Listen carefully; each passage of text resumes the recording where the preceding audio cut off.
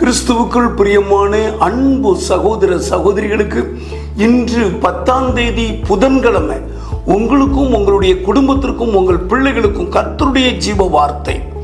லூக்கா எழுதின புஸ்தகம் 4வது அதிகாரம் 18வது வசனம் 19வது வசனம்.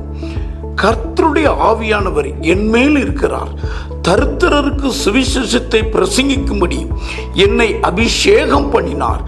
இருதயம் நறுங்குண்டவர்களை குணமாக்கவும், சிறைப்பட்டவர்களுக்கு விடுதலையையும், குருடர்களுக்கு பார்வையையும் பிரசித்த பண்ணவும், நொறுங்குண்டவர்களை விடுதலையாக்கவும், கர்த்தருடைய அனுக்கிரக வருஷத்தை பிரசித்தப்படுத்தவும் என்னை அனுப்பினார்.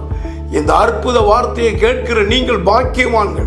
இந்த வசனம் நிறைவேற இயேசு சிலுவையில் மரித்திருக்கிறார். இந்த நாளெல்லாம் உங்களுக்கு ஆசீர்வாதத்தை கொண்டு வரும். ஜெபிப்போம். பரலோக தகப்பனே, இந்த ஜீவ வார்த்தை நிறைவேற இயேசு சிலுவையில் மரித்திருக்கீங்க. கேட்கிற உங்களுடைய பிள்ளைகளுக்கு இந்த வசனம் நிறைவேறி இந்த நாளெல்லாம் ஆசீர்வாதமாயிருப்பார்களாக. இயேசுவின் மூலம் ஜெபிக்கிறேன் பிதாவே, ஆமென்.